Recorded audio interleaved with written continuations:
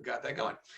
So let's welcome anyone who runs a small business or is a part of a small business on the East Side. We have small business East Siders with us. There's Darren. I think about Patrick in that domain too, Darren's neighbor. Okay, I'll go with that. Okay, real estate. Let's talk about East Side nonprofits. We have East Side nonprofits on the call. Yes, there we go. We've got Hazel Park Learning Center. We've got East Side Elders, Kayla from East Side Elders, and Shatika and Andrea from Family Values for Life. Isaba is also a nonprofit. We've got Payment Smith down in the corner, but I'm not sure that Tyler is actually with us, but Payment Smith is, I've been having this experience with Tyler lately where I think he has just set his computer to log on. So I'm happy to have him at all my meetings, but he's on all my meetings.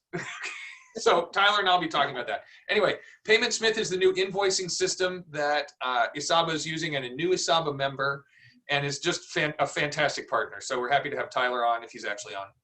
And then we've been joined by one of my favorite folks in public service, Rick Howden, also Ramsey County, also loves the East Side. Hi, Rick, if you're actually there. What kind of background are you sporting today?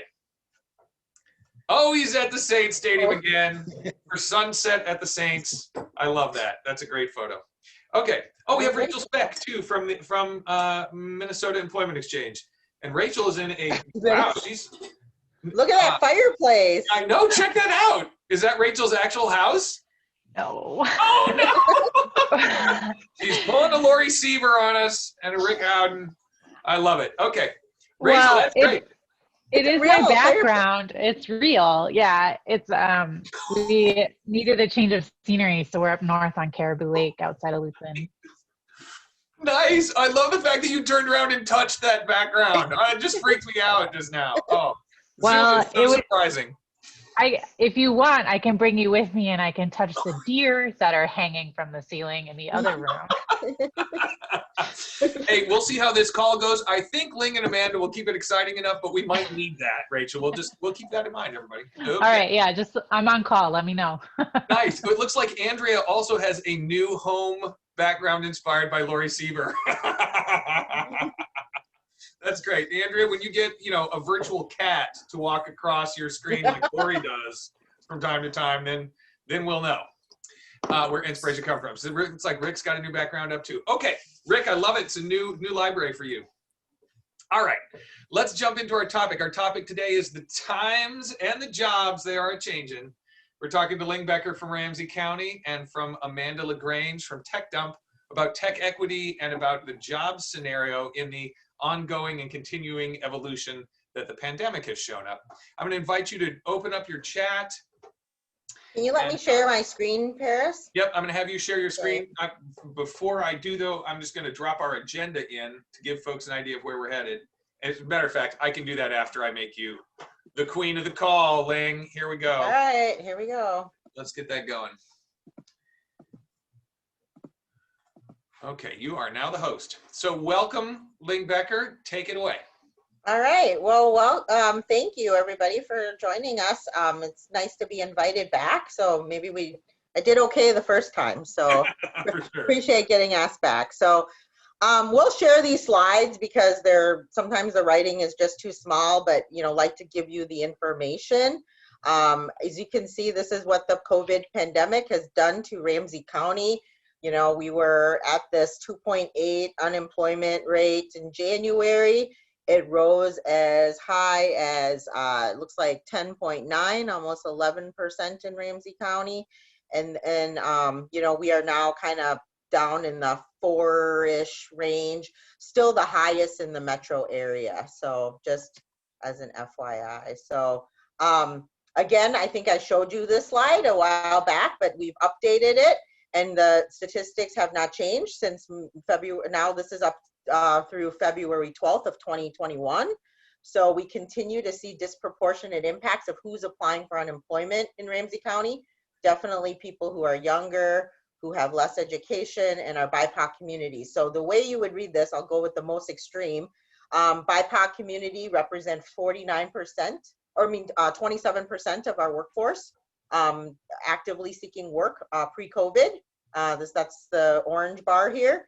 And 49% of our BIPOC workforce have applied for unemployment at least once during the pandemic. So this doesn't necessarily attribute to people going over and over again, but it is at least once, the cumulative number. So Wow. let's see, it looks like we've had 121,000, almost 122,000 unemployment applications through Ramsey County. You know, we are a community of, you know, just over 500,000. I wanted to share a few of the business resources because I know that's, you know, generally the interest of this group. We've been working with our other counties to create a new virtual job platform, and it's actually been going pretty well. We have some upcoming events. There's on Tuesday, we're having a transportation one, so I'll follow up with Paris with some information. But it's really interactive. It actually feels like you're interacting with the employers. The employers have booths. You can exchange resumes. You can talk to them. So this is a collaborative effort of all the counties in the metro area, just as a way, so we're not all trying to duplicate efforts. We've kind of been trying to do more collaboration. So you can expect at least 2 of these virtual job fairs a month as we go forward. The first one of the month will generally be more kind of a catch-all for any employer. The second one of the month is generally going to be industry specific or a population specific, for example. So I'm trying to remember what March is going to be. I know for sure April is tech month, so we'll be doing some stuff around tech. We'll be doing one kind of aimed at young adults. We'll be doing some things around people with disabilities. So there's a lot of different groups that we're going to be trying to hit at in different industry groups. Also, I was here last time to talk to you about our Job Connect job board. It's still active. There's Bix just posted. I know there's a partner of the exchange.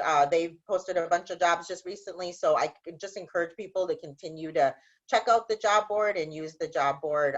We added a training dashboard as well, so you can see kind of free trainings that are available by industry on the county website. We've been doing a lot of inclusive hiring connections for businesses, and we're kind of building out like a little more of a concierge model. I certainly appreciate all the work that Rachel does over on the east side, and this isn't meant to be duplicative. It really is just a little different engagement, and certainly we will send people to her as well as it makes sense, you know, when people focusing on the east side or work more collaboratively with her. But, you know, we're seeing that businesses say, I want to be an inclusive employer. And what does that mean?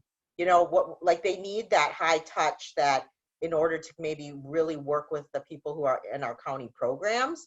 And so we're starting to meet more one-on-one with businesses that want to do this, where we've created webinars where they can share these opportunities with counselors. So for example, we recently hosted a webinar for Medica, who just moved into the University Avenue area in the Wilder building, and they had several positions. They wanted to get the word out. They specifically were looking to hire within certain zip codes even. So we ran lists for them and did mailings like to people who actually live around the Medica site. They identified for us that they've done some hiring and they ran into some issues around certain types of skills. So what we're doing now is kind of packaging like pre-employment training that the county's gonna fund to sort of get people ready for some of those roles. Again, they can obviously post jobs on the job board. We're also creating some opportunities where if an inclusive employer is really kind of going deep and they're looking at these zip codes, wanting to build some of these connections within the community, we also want them to meet with our counselors to talk about the interview hiring process so that we can prepare our participants to be more ready, to learn about what are the skills that they're looking for, what are like the tips that they could give, and what are the like challenges that they've had with people that they've hired and what they need. So we're leveraging our county communications. We feel like that's something that we want to increase with the exchange too. Like, you know, that's one good role of the county is not to always do the work, but maybe to amplify the work that other people are doing. And then obviously just this opportunity to be, you know, an employer of the day in Ramsey County, to be a part of these virtual job fair opportunities. So I think we'll be seeing, hopefully you'll be seeing more information about businesses that want to be more inclusive, how Ramsey County will want to be a partner, and we want to connect you to other partners as well, like the exchange. So workforce trends that we're really concerned about right now. Women leaving the labor force. I mean, the amount of women that have left the labor force as we left 2020 is unbelievable. The number of specifically Latinx and Black women have left the labor force is extremely concerning. So we're trying to kind of get our head around that. Childcare concerns. I can send a childcare report to you next week. We just put together a whole summary on the childcare demand, workforce demand in Ramsey County. And we've lost about 1,000 slots in Ramsey County due to the pandemic. And so I think childcare has always been a concern of the community, but the opportunity to kind of elevate this issue around economic development and economic growth and its hindrance is this is an opportune time to have those conversations, because people who are actually middle wage earners are experiencing the pain a little bit as well, right? Besides just our typical low income families that experience sometimes childcare concerns. So a big opportunity to be advocates there. Looking at the future of work, like what are those industries and how do we prepare people to kind of take like a 2.0 look at some of the jobs, like how do we help the construction industry sort of like pivot their roles to be more around climate change, for example? How do we help more entrepreneurialism and kind of leverage the great startup community that we have in St. Paul? So these are all things that we're kind of trying to build into our kind of future and the current kind of work that we're doing, especially around the economic competitiveness and inclusion plan that Rick's office is heading up. We'll talk tech equity in a minute when I grab Amanda and we can kind of dive into a case study with you guys. Remote work is a huge issue. I mean, in terms of good or bad, people are going to have to make some decisions here as we move into 2021. How many people they want to have working at home, how often, where they're going to find their talent. I mean, I think one of my most compelling cases to working with communities in the past was you need people and you have an opportunity to sort of support your community. So let's find a way to do that. And, it's going to be a little easier to find that talent that might live really far from where your community is, right? And so like the idea of headquarters and kind of where work is going to be done is going to impact our equity work and trying to build up our communities, I believe. Downtowns will be extremely challenged. And so we're going to have to do a lot of thoughtful thinking around that. And my biggest concern as I go into 2021 are our youth and young adults. People who are 18 to 24 have been so impacted around work and the industries that we have. It is going to be crucial that we find some positive things for young people to do this summer. They are especially our BIPOC youth, they are the last people to get hired, and they were the first to be let go. So as you're going into Starbucks or fast food, you're going to see those are 30-year-old workers, right? Those are going to be 35-year-old workers. As jobs kind of are getting consolidated here, young people are going to have a harder time getting work opportunities during a really tight job market, and lots of people with even are overskilled looking for jobs kind of in retail and types of that type of thing. Wanted to just share with you a quick snapshot. I ran this morning. In St. Paul, there's currently about a little over 11,000 jobs. 3,000 of them only need a high school or GED. Obviously, they don't pay as much. Associates, it's kind of a sweet spot in terms of like a lot of them are around healthcare and CDL, which actually kind of surprised me a little bit that CDL came up so high. So we're always willing to kind of run this stuff for groups. And so if you guys are liking to see this stuff more frequently or even by your zip codes, we can kind of work on some of that for you as well, or around an industry. A bachelor's degree, quite a few jobs there. We have seen a growth of the financial sector. They have not had any impacts. If anything, they are seeing high job demand around any sort of accountants, business analysts. Those are super high demand right now in the Twin Cities. All right, so maybe before we switch to tech equity, we could take a short pause. I know I really wanted to get a chance to share some work that we've been doing with Amanda. So I went through a lot really quick there. So any questions? There are a few questions in the chat. Okay. Yeah, I can't see them. So if you want to share. Oh, I have pulled them up. One thing that, so talking about Andrea has a question here. What can one expect when they come to a virtual job fair? How do they prepare as an applicant to meet recruiters? Is there time for one-on-one? Yeah, we've been working on trying to, first it was trying to get the platform, but this is the next step that we are working hard on, is that, when you show up, what does it feel like? What does it look like, and what to expect? So there are some info videos that you can watch. Nice. We're also doing some training with our counselors, and, Rachel, you and I should talk too about how to maybe make sure some of the exchange partners are getting some of those tips on how to, engage in the platform in these kind of virtual job fair opportunities. But yeah, you basically go in, and it's like you pick kind of the booth or the room you want to go into. There's an info booth. There's all these companies, they have their logos up. I should have grabbed a screenshot, but I can forward that to you. But you basically can chat with the people, and they can ask you what you're looking for. You can see their job descriptions. We know people were actually getting job offers literally on the spot last week. So it is pretty interactive. And the nice thing is, it does require a certain amount of tech skills, but for those that have them, it's a really good opportunity to meet a lot of employers. I mean, I think there was last week there was like 300 or 400 job seekers and probably like 25 employers on it. So, and it lasts like 4 hours. So you can stay as long as you want. We'll send the link if you just want to check it out next week.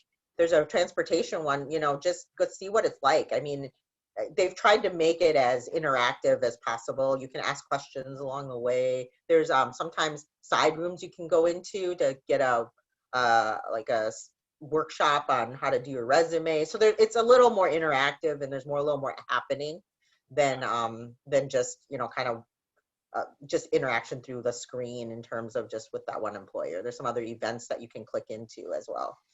Terrific.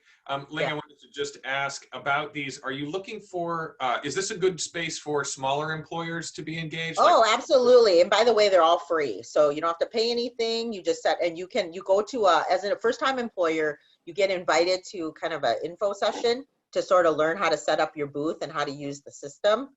And then basically after you do that, you're all set. So you can come back again and again, and you can open up your booth, open up your account, and you're basically all, it's like plug and play. I love the heck out of this. Okay, so I've got a couple of small businesses that have contacted me.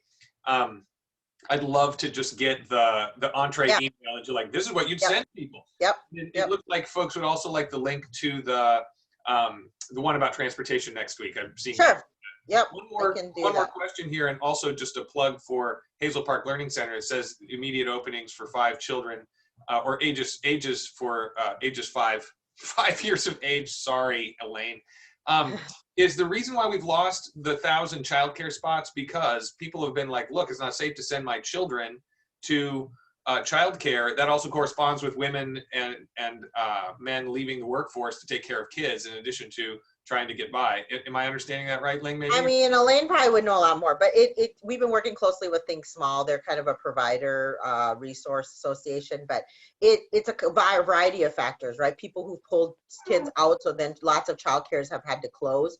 They might have to take less kids because of social distancing and like how many staff. Maybe they've lost staff because like the requirements say that you need like a licensed teacher to be alone with a kid, I mean, it's a variety of like polls that sort of have just made the childcare space, or which was already sort of fragile, very challenging. So this is one of those things we've heard a lot about on the East Side, Ling, from both employers and from the community. So if you are working on, or if there's a direction that the county is working on support for this and you're looking for partners, I would love to be a part of that space. So okay, well, I will definitely send you guys the childcare report that we just did.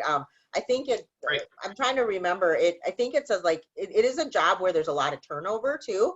Sure. So like in Ramsey County, I think in the next year, we're probably going to have to find another 300 or 400 childcare workers because that's how many are going to cycle through. So to me, working in the entrepreneurial ecosystem, what that looks like is an opportunity to develop childcare. Exactly. That's what our main strategy is, to develop more high quality childcare facilities, but it's complicated. You need to own your own, you need to own the home, you need to be a small business, you need to, all kinds of licensing, training. I'm sure Elaine could speak to that. So, Amanda, let's have you hop in here. And but Amanda has been a great partner. She's with TechDump. Amanda, do you want to just introduce yourself before I jump into all these other slides? Sure, I'd be happy to. Thanks again for the invitation. I have the honor of leading an organization called TechDump and Tech Discounts. Our headquarters is in St. Paul in the Midway neighborhood.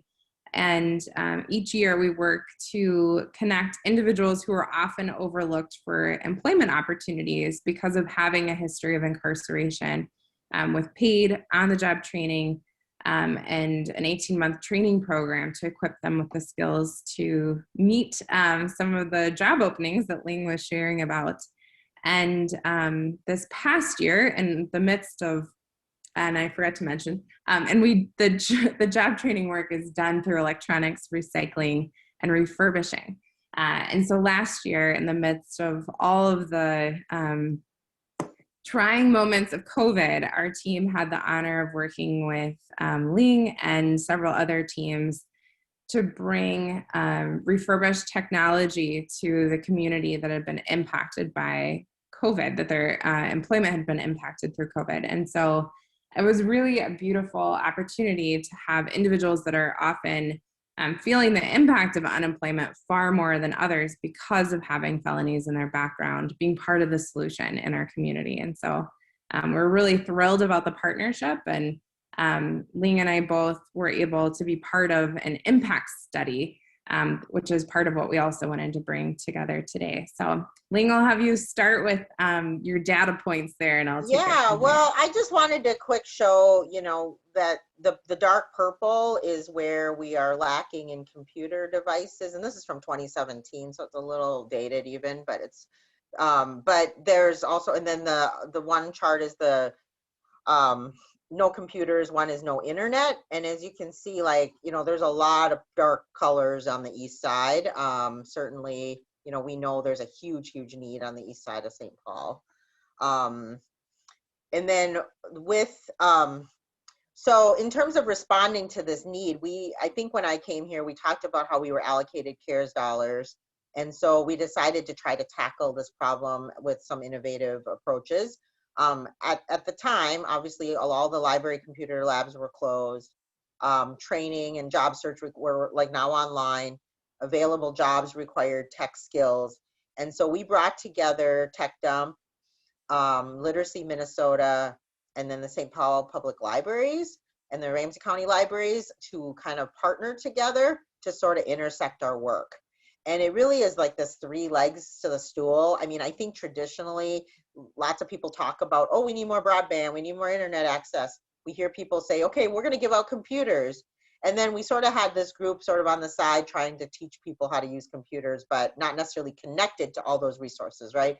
So using the CARES funding, we were able to bring all these three pieces together and really ensure people were getting the full package of not only a computer, the Wi-Fi access, but the digital literacy navigator, an individual assigned to them to help them kind of get started. And so, and then the wonderful side thing too is we use all refurbished machines through Amanda's organization. So, there was a lot of other benefits that we did for the community, just in terms of, being more good stewards of our resources. So, Amanda, I'll let you, do you want to talk about, so this is kind of the slide of what was in them. So maybe I'll go to the next slide, but we can share this, but we gave people laptops, we gave them hotspots, and then we gave them training, and then they would get these kind of in a backpack, and they picked them up at the library and got to keep them. So Amanda, you want to speak to this slide? Absolutely. Which definitely naming on Zoom, it's a little tricky to see this, but Ling mentioned that she will be sharing these slides with you. So we were able, through the Tech Packs program, to take refurbished laptops, add to them the headset for being able to hear training, the digital navigators, who especially were focused on working through the nerves that come with technology issues, the nerves that come when you're learning how to do something for the first time. I'm sure if I ask for a raise of hands, everyone on here has had some major technology issues in the last year. And just imagine if you had never used a computer before And so leveraging the relationship that Ramsey County has in the community, people would apply for the tech packs online and could also call in. And one of the pieces that was, Ling shared the map that showed the inequities and the gaps in our community. But one of the pieces that was so telling early on in this brand new project that we were launching and testing was in a soft launch period. We had sort of quietly put it out to some community partners that this project was launching with 50 packs to distribute the first month. And there were over 350 applications. And so we very quickly knew we were onto something. And Ling's team worked to be able to scale and do a lot more. And so that partnership continued with the libraries where individuals would go and pick up the items. One of the great sort of extra benefits of that was just getting people aware of and connected with that library resource. And then a digital navigator, which was, again, that human that was helping people work through the questions, the challenges of getting set up the first time with that laptop, and connecting them with online training resources. And so they could get various assessments completed and various certifications through the digital literacy work. And they also could use the system for anything else that they needed, connected to a job search, connected to accessing the Coursera training that was available through Deed's work. And so the other beautiful piece, and we'll talk about it in a couple of slides, is just what we've all learned in this last year about what a computer does is being able to connect with people, because we can't be in person. It's being able to connect with mental health resources and other health resources, because so much of that is virtual. And so what you're seeing as you sort of follow the path along of this map is, while certainly our original focus was on job skills, we just continue to find additional benefits. So if Ling, you want to go to the next slide. So each individual that was applying for the tech packs was asked sort of what had brought them to the application, why they were needing this, and specifically how COVID had impacted their employment. And so you're seeing that tall left bar of blue that they had experienced job loss, and then a significant amount with a change or loss of household income, other barriers, reduced hours, stories that we have heard in our community over and over again. And so there's such need, but definitely as you sort of put out a new project to the world, it's always interesting to see what you learned. And so to see number one reason was job loss was definitely a grounding moment.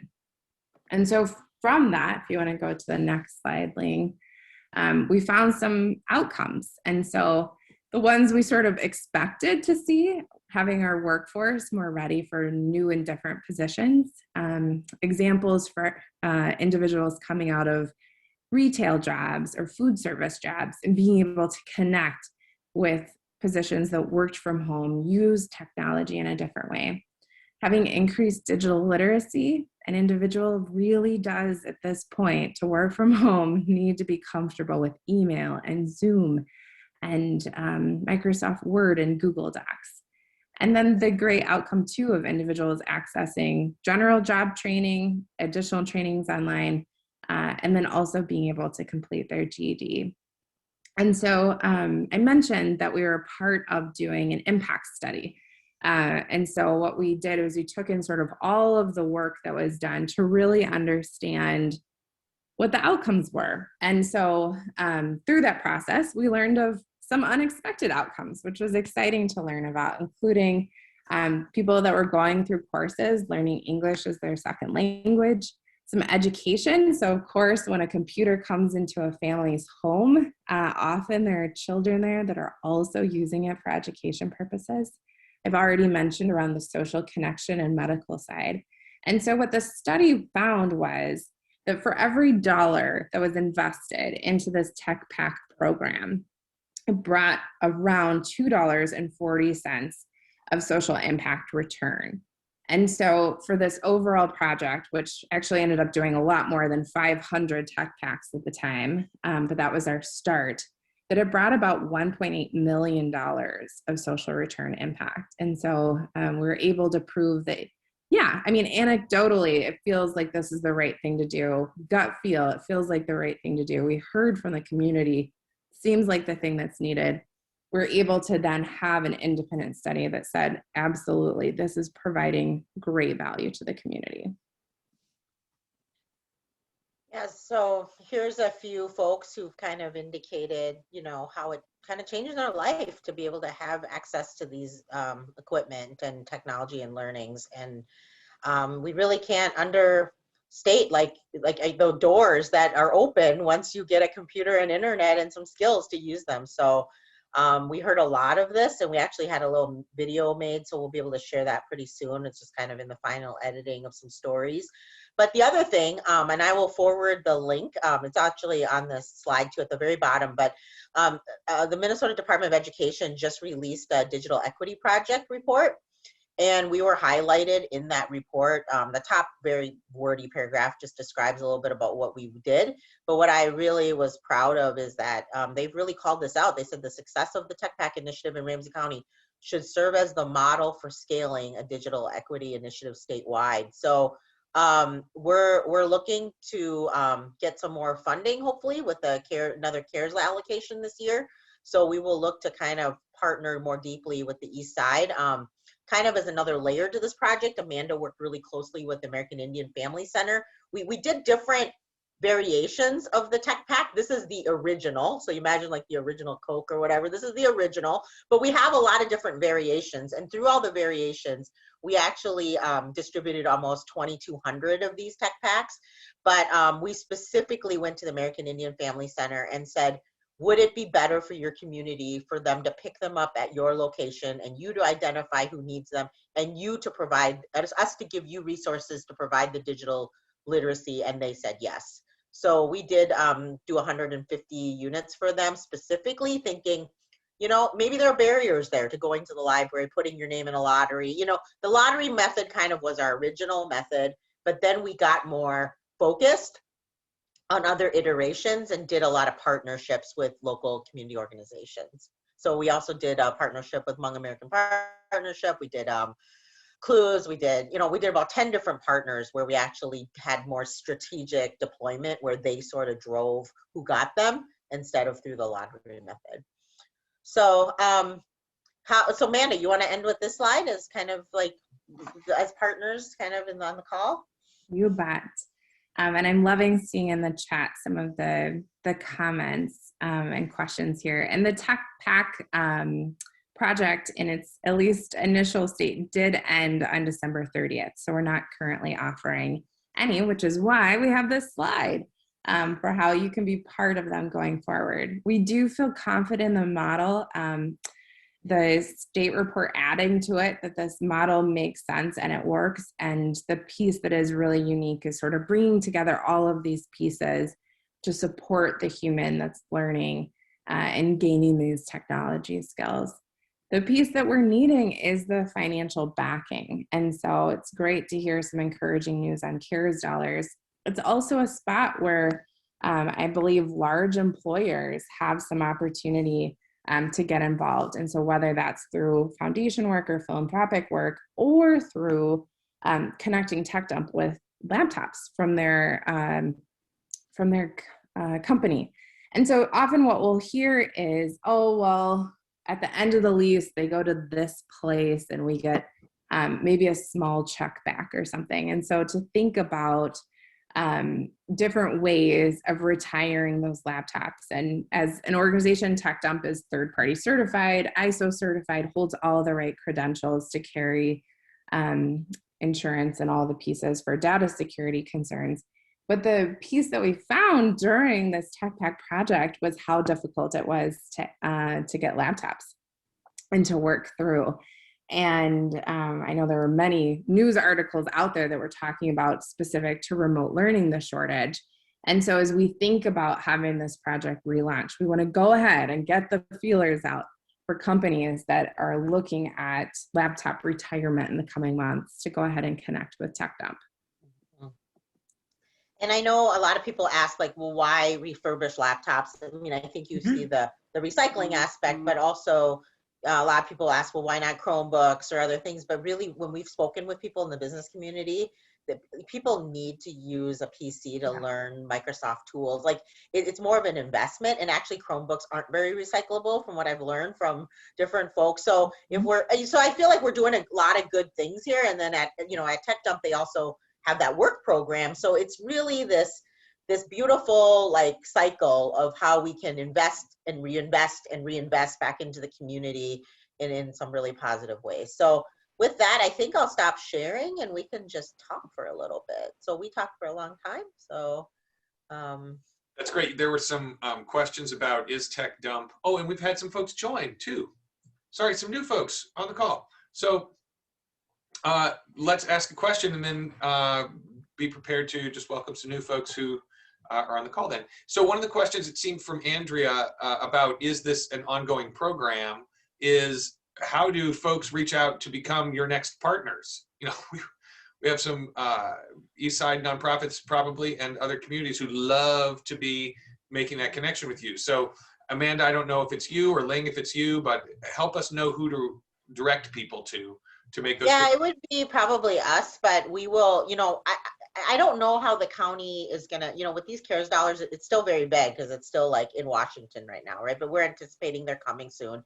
And we've been doing some conversations and thinking, I mean, there will be a slice for workforce things. And so if it's an organization that really is focused on getting people to work, that would be in my sphere. If it's something that is more of a general digital equity need, I feel like I'd have to exchange that, talk to some other people in the county, right? Because I'm really focused on, while people did other things with the computer, the reason they got them from the workforce department was around they were COVID impacted due to work. So it sounds like a little bit like the county trying to cut things up in chunks, but it really is trying to be more laser focused because honestly, there's so many people that need these computers for so many reasons. Right. And really our drive is trying to get people the things that they need in order to be more resilient and get to the next survival stage of their life after the pandemic. So that's where we're at, in terms of the workforce piece. But yes, I'll be happy to connect with anyone, and I'll forward my email to Paris if anyone wants to be on a list that we can engage with at some point. So that's great. Family Values for Life would be a good partner because they work on lots of aspects of connection, but including that financial stability. Yep. So yeah, for sure. So we've got some new folks on the call. Rachel also just said, love to connect the information about the donation piece. And I think there are two things that are powerful about this, right? Like there's it's not just like randomly donate right now, which is a great message. Everyone knows I'm totally keen on that message, but it's like, here's the reason. Here's the impact that we can have if you get your laptops moving this direction right now is a really compelling ask and very timely. So Rachel, anything to add, or Andrea, anything to add from Family Values for Life? Should have let you add something there. But anything to add about those 2 points, you two? I can add, I'm really excited about this. My coworker and I were actually just talking about how we can help some of our participants in our classes get ready for workforce readiness. Yeah. Unfortunately, we weren't able to have a job fair last year. So we are looking to maybe even connect with you all to have a piece in the nonprofit, where people can get ready for workforce readiness. So this is awesome. We were able to do, I think it was 17 computers of our own from another organization that we were able to partner with to help with jobs and programming and getting ready. So this is awesome. I'd love to connect. So thank you so much for the work that you're doing. Yeah. Thanks, Andrea. Rachel? Oh, Amanda, you and I know each other, but maybe not with the East Side work. So I have a number of employer partners that I share information with regularly. So I'd love to share information on how to connect with TechDump and get some laptops donated to you all too, because I think there could be some good opportunities there from our partners. Awesome. I'll get that over to you. Thanks, Rachel. Yeah. Okay. We've got 2 folks who've joined that I don't know. Shormal? Hi, Molly Short. I am just a nice East Side lady who found this interesting topic, so I wanted to jump in here. I Welcome. am actually a full-time employee with the state of Minnesota. I had worked with DHS and childcare, so when you were talking about the different childcare programs, I was like, oh, that all rings a bell. And just being there a long time in an administrative role, I know that Minnesota does we roll out computers every couple of years. They're replaced for people. So I don't know what their post plan is, what they do with them after the fact, but I know that they do go to other organizations if they're still in a solid enough condition to be refurbished. I don't know if that's a resource that you've ever looked into, Amanda, but that would be something that I could probably get a couple pieces of contact information and send over to you. That's great. Yeah, we've reached out, but I haven't had much luck. But I do think that maybe if there's a way of getting their interest specifically on the Tech Packs project, maybe that could get some things going. I'll send you my contact info through the Zoom. What's that, Lee? It's a little more concrete what you're asking than just donate kind of for existing. Yeah.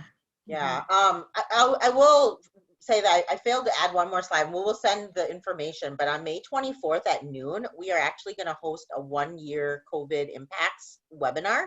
It's going to be from noon to 12:45. We are focusing on 5 topics. It's going to be on the racial, ethnicity impacts, industry impacts, low income impacts. What we are going to be really, the message that you're going to hear from Ramsey County around work for 2021 is that we're going to move into a low income recession where it's really going to be people who have low income, and we're going to have to strategize around that. Yes.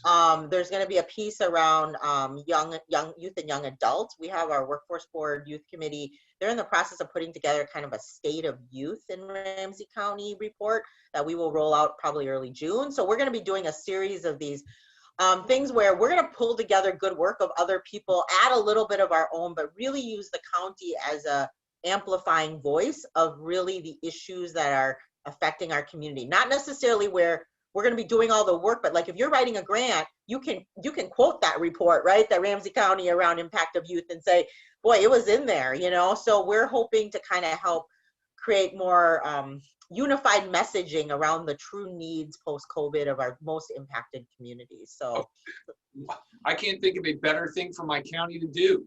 I mean, thank you, honestly. Like, let's get a good work. Thank you. The coverage job board is another one of those examples. I talked to employers this week and I was just like, yeah, there's a reason why ISABA doesn't have a job board. You know what I mean? Like, Ramsey County's developed the tool we all want to have, and they had the resources to put it together. So this is another great example of the county taking leadership, I think, right where it counts as far as. Yeah, and for your nonprofits, you know, when we have that CARES funding, there'll be some specific groups that we can work with in partnership, but we will put out a RFP of sorts, a very quick one. We call them requests for informal quotes. We'll make sure Rachel can share with her network. But, you know, Andrea, and for other people who are on the nonprofit community, you know, I just want to make sure you're aware of it. It'll be a very quick process, very short proposal, but we hope to, you know, we just went around and funded 80 to 90 organizations last go around. We hope to do something of the same scale if possible. I don't know exactly how much money we're going to get, but we know the community is best at reaching the people that they're most closely, you know, connected to, of who's been impacted. So we don't have to have all the answers. You guys do, you know what I mean? You know what your communities need, and we just want to make sure you get the resources to do those things right now, you know, in the next year. So. Okay, before we jump elsewhere in the conversation, I want to do an introduction for winter 2019.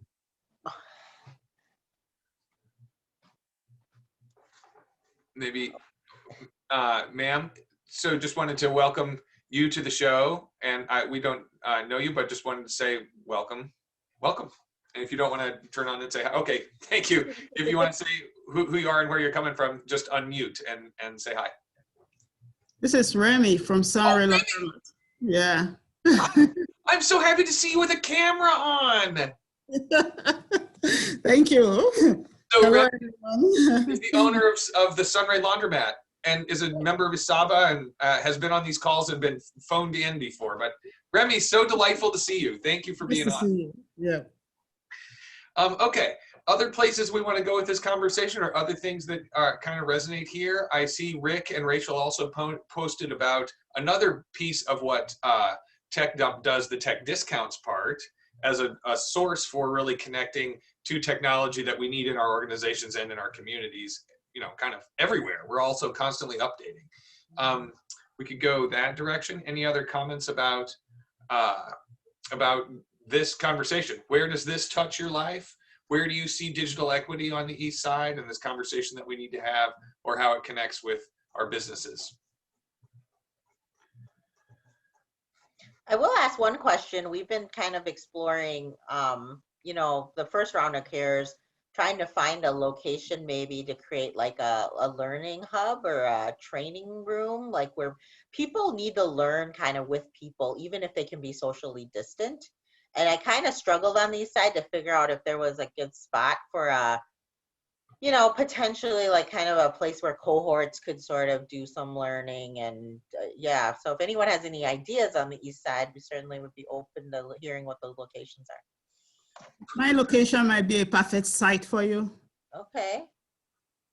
So Remy is right at 94 and Ruth, kind of right there, and has upstairs availability, and also right next to her has developed just an awesome storefront opportunity, but you're still looking for a tenant, right, Remy? Yes. Okay, that's good to know. Totally. Yeah, I don't know. We just don't know where COVID's going to take us, how much people have to be socially distant. So, but we know people feel isolation kind of when they do training. So we were trying to think of how could you sort of train, but maybe have some support, but have people next to you who are doing some of the same things, but yet you all have your own space, you know, so. But we know we need to do that in partnership with, you know, people in community, because we don't need to create a new county space, that's for sure. So that would be great, Ling. You know, I'm curious about where this goes with the youth support and youth employment for the year, both with members, the Sane Foundation, that's a member of ISABA, and their work at Conway Rec, with Song Tao and St. Paul Urban Tennis, with Urban Roots, with Cookie Cart, you know, like, there are lots of members that are working on youth development and youth employment. And I'm curious about how you will be convening that youth employment space, or what we can look forward to and get ready for supporting youth this year around that employment domain. I don't know if Family Values for Life does some work in that domain as well, just a little. Yeah, so Ling, what can you say about that youth employment support piece that we all should be kind of looking Yeah, for? you know, we supported all those organizations through CARES. I would say the biggest thing is to give people work experiences, right? I mean, and if you can't handle a full-on work experience, maybe you can collaborate with like 2 or 3 organizations and sort of let kids rotate. I mean, I think really just having young people have meaningful connections and be able to earn some money is just really the 2 main things. I mean, we are not trying to, you know, do something very complex and complicated during a pandemic. I think there's some people that have the mindset like, oh, we need to get them on a credential training, enrolled in college. I mean, I'm just worried about kids completely falling off the cliff in terms of just desperation, sadness, mental health, right? They just need to have positive role models, people that care about them, someone that knows what they're doing in their life, holds them accountable to something, checks in on them, and that they meet a few people and have a reason to get up every day. I mean, and they can earn some money. To me, a learn and earn experience, if you can rethink how you could participate in something like that, is really valuable. It doesn't have to be all you. Find a partner, you know, and even the Eastside Business Group. I mean, you could even do a thing where, could you guys support a small youth cohort that just rotates like maybe, I mean, they don't have to actually do work. I mean, I think there's 14 different elements of work experience. It can be learning about jobs. It can be networking and meeting people. It can be financial literacy, right? So we actually want young people to learn a whole array of things. The actual work experience of doing the work is just a small part of that. I mean, if you think about what Cookie Cart does, the actual baking cookies is not actually, I mean, it's a nice part of it, but they're doing so much more, right? So, and same with Center Foundation, all these others. I mean, it's all the youth development pieces that you wrap around, and work is just kind of the thing that kids kind of have something tangible that they're kind of aiming for to get paid, right? But you can pay them actually for their time to learn. Nice. Andrea, you want to jump in there? Yeah, actually, I was just thinking about the U-Turn 180 program that Family Values for Life does have. So we actually work with kids K through 12. But when you mentioned the Learn to Earn, I think that would be awesome to connect Chrissy Thomas. She's the head of that program, and she works with all the youth and all the development. So actually, that would be awesome on that end. Just for some other things with youth, we're doing a lot of reading programs, and she's looking for some other summer programs to do because we couldn't do camps. Yeah. Sometimes the sports and things like that due to COVID. So I think this would be right up her alley. So I'd Yeah. love to get that information for that. Yeah, too. no, it sounds good. And then I would just encourage you, find that partner that is providing something that you don't have, right? So like we worked a lot with Junior Achievement, for example, but yet they had to go find their own kids because they pivoted some of their like BizTown, and they have all these kind of great things that they do that they've pivoted virtual, but then they had to find their own kids. So I would say like the next iteration, I'd like to see more partnerships where they actually are partnering with somebody like your organization, and instead of them spending time trying to find the kids, they're just doing what they're good at, and you guys kind of are supplying the kids, right? So I think you know, we did a lot of good things during CARES, but there's a lot of room for improvement. But the best thing I think we do is like keep pushing ourselves to innovate and find partnerships so we can leverage resources, serve more kids, you know, kind of even like with Amanda, like I really think our next iteration, we will have to find something to sort of innovate around, because why wouldn't we, right? I mean, we need to keep getting better. So This is great. Good conversation. And lots of strands that we are, you know, trying to work on, I think, and trying to figure out how they fit together. well, now that I'm gonna have to send you like a 5-page follow-ups email, I probably should. No, I'm just kidding. I will send that though. I'll hook up with Amanda. We'll get all the things and make sure Paris gets one email with lots of information to follow up with all of you. So that's great. What I will do is I will create a blog post on the Asaba's website and put it out in our weekly update this next week. So those of you who are on the call, you can be looking for it there. But also, if you aren't finding information that you are hearing about on calls like this, reach back to me so that I can make sure we get people connected. There's so many strands here, Ling, and so many places that we could connect about this, Amanda. Let's just make sure people are getting connected. That's the key piece for me. Let's follow it up and finish this off with any announcements. I want to just let you know that the Sane Foundation's Gala for Goals is this week, February 20th. And we've got a bunch of fantastic events next week that ISABA members are a part of. But I don't know if anyone on the call, I wanted just a quick, Andrea, tell us about how Virtual Women's Conference and Tea went last weekend. It was awesome, to be honest with you. We used a platform called Hop In. And so it was really fun. We had about, I think it was 14 vendors, all small businesses. There were 3, I believe, that were out of town. The youngest was a 12-year-old. She had vegan nail polish and lip gloss. It was awesome. And so the ladies loved it. Their only drawback was, I wish I had more time to shop. So we know next time we're going to just have to open up the vendors a little longer. The workshops were phenomenal.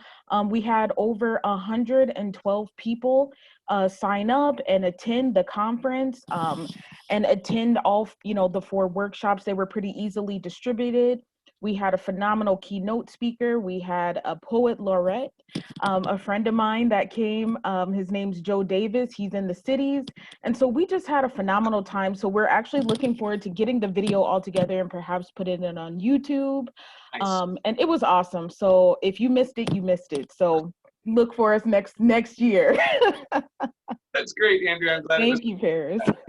Other announcements? Any other announcements of things that are going on in our community that we want to be aware of, hearing about? Go ahead and just wave your way on in. I'm gonna look. I had some other announcements and I just didn't tell you about them.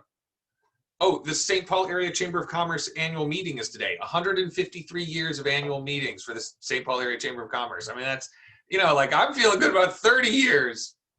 You know, like, okay. So that's today, this afternoon. I think it's at 3. Feel free to jump on that. And next week, we're going to do a member spotlight. I'm lining up for our meeting next week. Bear from the Arcade Legion is going to talk a little bit about the guerrilla marketing work that he has been doing, getting text savvy with his with his customers. And so we're going to hear from some members and pull in some members over the course of the next couple of months here to hear about what's working, what's not working, questions that our business owners have, and things they're innovating and trying out. And so we hope you'll all join us next week to learn a little more about that. Okay, any final words?